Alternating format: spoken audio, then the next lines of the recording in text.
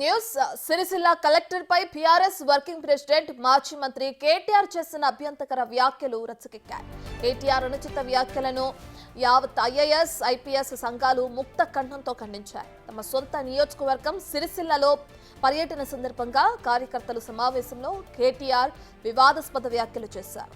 జిల్లా కలెక్టర్ను సన్నాసి కాంగ్రెస్ కార్యకర్త అని నిందలు వేస్తూ కలెక్టర్ హోదాలో ఉన్న వ్యక్తిపై ఘాటు వ్యాఖ్యలు చేశారు. రాసి పెట్టుకోండి, నేనంత మంచివాడిని కాదని అందరికీ తెలుసు. అతి చేస్తున్న కలెక్టర్లు అధికారులు బీఆర్ఎస్ కార్యకర్తలను ఇబ్బంది పెట్టే వారికి వడ్డీతో సహా చెల్లిస్తానని వార్నింగ్ ఇచ్చారు ఆయన. కోరిక మేరకు ఏర్పాటైన ఈ జిల్లాలో దీని పక్కనే కలెక్టరేట్ కట్టుకున్నాం. కలెక్టరేట్ అద్భుతంగా కట్టుకున్నాం. మరి ఇవాళ ఒక కాంగ్రెస్ కార్యకర్త వచ్చి కలెక్టర్ రూపంలో కూర్చున్నాడు అక్కడ. ఇక ఆయన మన నాయకులను సీదా మాట్లాడుతున్నాడు. కలెక్టర్ ఏమని, మీరు పార్టీ మారండి అని కలెక్టర్ చెప్తున్నాడు. ఒక అంత గొప్పడున్నాడు ఇక్కడ కలెక్టర్. ఒక ఇటువంటి సన్నాసులను ఇవాళ తీసుకొచ్చి కక్షపూరితంగా రాజకీయం చేసే ప్రయత్నం చేస్తా ఉన్నారు. ఏం పర్వాలేదు, ఏం ఫరకూడదు.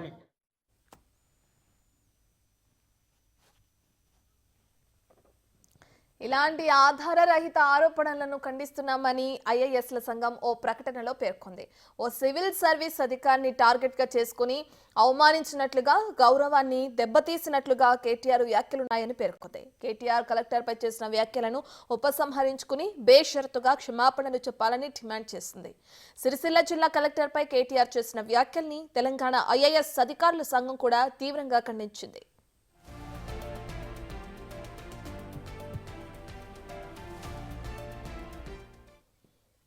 ఇక ఇదే విషయానికి సంబంధించిన పూర్తి డీటెయిల్స్ మా ఇన్పుట్ ఎడిటర్ పవన్ అందిస్తారు. రైట్ పవన్, ఇప్పటికే చూసుకుంటే కేటీఆర్ చేసిన వ్యాఖ్యల్ని మనం చూసాం.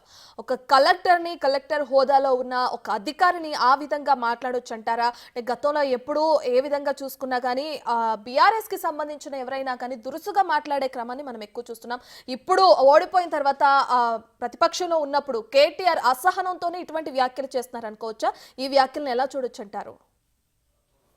ఇటీవలనే కొడంగల్లో అటు వికారాబాద్ జిల్లా కలెక్టర్ పైన దాడికి ఆ బీఆర్ఎస్ నేతలు ప్రేరేపించారు. కలెక్టర్ పైన దాడికి కొంతమంది వ్యక్తులు యత్నించారు. ఈ ఘటన మర్చిపోకముందే అటు సిరిసిల్ల పర్యటనలో ఉన్న కేటీఆర్ అక్కడ కలెక్టర్ను ఉద్దేశించి చేసిన వ్యాఖ్యలు ప్రస్తుతం రాజకీయంగా కలకలం రేపుతున్నాయి. ఆయన కలెక్టర్ను జిల్లా మ్యాజిస్ట్రేట్ స్థాయి అధికారిని పట్టుకొని కేటీఆర్ చేసిన వ్యాఖ్యలు పైన అటు బ్యూరోక్రాట్స్ కూడా తీవ్ర అసహనం వ్యక్తం చేస్తున్నారు. లేని ఉద్దేశాలను ఆపాదించి అటు సివిల్ సర్వెంట్స్ని ఈ రకంగా అవమానించడం సరికాదు.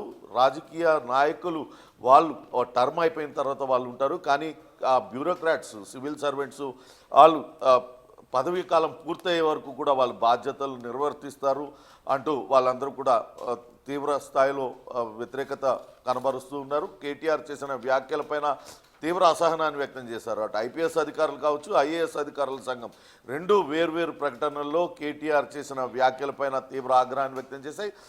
ఇది అటు రాజకీయంగా కూడా తీవ్ర దుమారం రేపుతుంది. గతంలో బీఆర్ఎస్ ప్రభుత్వ హయాంలో కొంతమంది ఐఏఎస్లు ఏ రకంగా అటు బీఆర్ఎస్కు అంటగాగారు అవన్నీ కూడా చూస్తూ ఉన్నాం. అటు మాజీ సీఎస్ సోమేష్ కుమార్ ఆయన ఆంధ్రాకు బదిలీ చేసినా అక్కడికి వెళ్ళి వెంటనే బీఆర్ఎస్ తీసుకొని వచ్చారు. ఇక్కడికి ఆయనకు సలహాదారుగా ఇచ్చారు. మరొక ఐఏఎస్ అధికారి జిల్లా కలెక్టర్గా పనిచేసిన వ్యక్తికి ఆయన స్వయంగా కేసీఆర్ కాళ్ళు మొక్కారు.